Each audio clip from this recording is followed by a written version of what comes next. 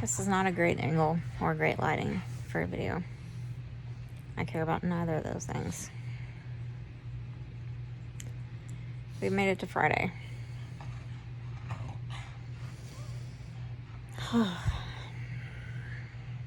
And I'm exhausted. Now, oh, that is my pug. The one who had surgery this week. This is him. If I had this much energy all the time, my life would be great. Jackson, Lord. I was trying to do something, son.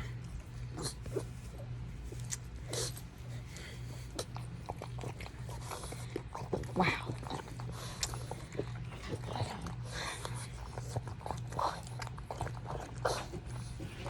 So over the past couple of weeks, my health has steadily gotten better and better and better.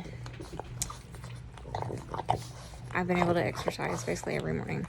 Yesterday, I ran, and I never, ever, it sounds dramatic saying that, but I never thought I'd be able to do that again. The only problem is, yesterday when I was working, which I had a pretty far drive yesterday. The place I was going was 2.5 hours away, which meant that's just 5 hours of just traveling to the location and back, not to mention the time I spent marketing. And I noticed pretty early on, I have headaches every day. A lot of the people with this post-COVID syndrome, COVID long haulers, whatever you want to call us, I'm still determined to come up with a name for this that is much more appealing than that, have and report the headaches every day. And these headaches come straight from Hades. Nothing touches them. Nothing. I have to start taking medication basically from the minute I get up till the minute I go to sleep. I have not found anything that helps. And I won't take pain medication. That's just a no. I've tried CBD gummies.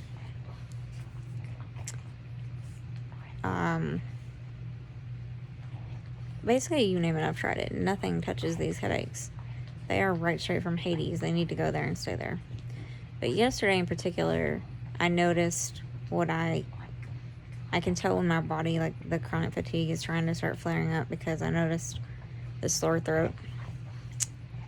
And I noticed there's kind of the general overall feeling of not being well creeping in, and it crept up pretty quickly. And I was like, okay, is this from the running? Is this my body saying it's too much? It's hard to tell. It's really hard to tell. That's why I've been really cautious about just walking on the treadmill. That's why I haven't gone back to boxing yet, even though I'm dying to, because I really need to hit some stuff. I don't want to do something that's going to set me back to square one, because I've come so far forward. But this is such a mystery. It's like a jigsaw puzzle that, you know, you've almost got all the pieces put together, but there's that one annoying piece that's lost, or except there's like 85 pieces here that are lost.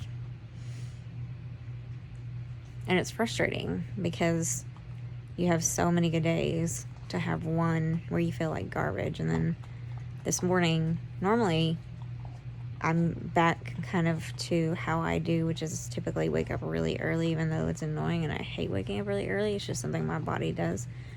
This morning, I was hitting snooze repeatedly, which is how I was doing beforehand. This morning, I could actually barely get up. And that was frustrating too, because I'm like, okay, did one simple act of running set me back that much? Because I'm not going to give up exercising. You can't make me. If I have to walk, fine, I'll walk. But they have to be related, because the only change that I made, besides the stressful week with the boys and Jackson surgery and Bentley being so sick, the only change I made was stepping up the exercise. Stepping up the exercise is what I think induced the sore throat and the general just overall not feeling so well.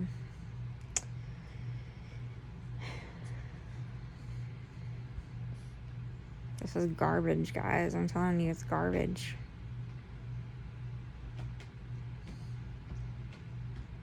People take their health for granted. I took mine for granted. I took the ability of being able to work out for granted. I took all that for granted. These headaches, I wouldn't wish on anyone, not a soul. These things are so bad. They start off and then they land right in the front of your forehead, and they just take the seat and they live here.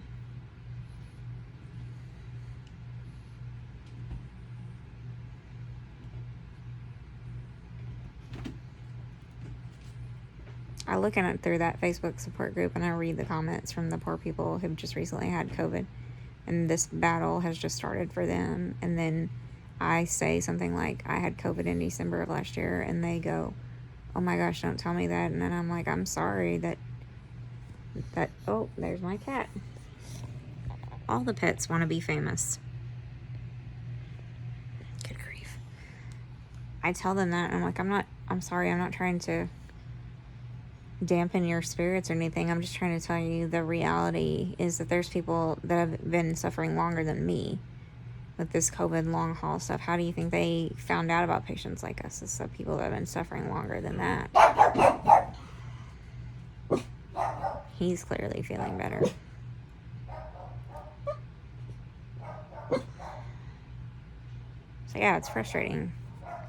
You do something that's supposed to be good for your body, which they actually encourage you to do, and then you're set back for who knows how long.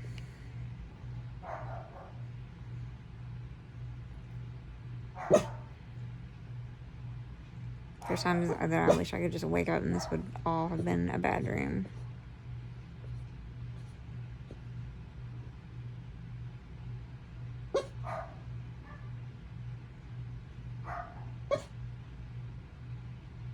But I decided that I had to shift my thinking and say, I'm going through this because someone else is going through this, and I'm battling this and figuring out a way to survive it and navigate it so that someone else can see a way to survive it and navigate it. Because I have a little bit of mental toughness that other people don't have. Actually, I have a ton of it, and for a while I'll let that mental toughness go. I'll let that person go. I don't know where she went, but she fell into the background somewhere. And then she had no choice but to come back. 2 sick dogs, lots of other things going on. That person that I let go, she had to come back from the shadows. She had to step back up. She had to reemerge and say, I'm back. You guys better get ready, because I'm back with a vengeance too, and I'm coming. It's easy. I tell people it's easy to live in victim land. It's comfortable there. It's safe there. In the, this happened to me, woe is me, feel sorry for me. That's victim land. That's the mental modality that we get into, because it's very safe there. That's where we're comfortable. It's very hard to break out of that. It's very difficult to bust out of that mindset of, you know what? Don't feel sorry for me. Watch me conquer this. Watch me be a complete warrior and push through.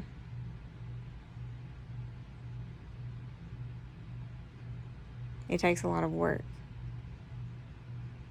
A lot of people are not willing to put in the work. They don't want to. It's too hard. A lot like exercising, it's too hard. I tell people all the time, why do you think they call it working out? It's work. If it were easy, everybody would do it. But nah. Just like physical work, you have to do the mental work too. The two go hand in hand.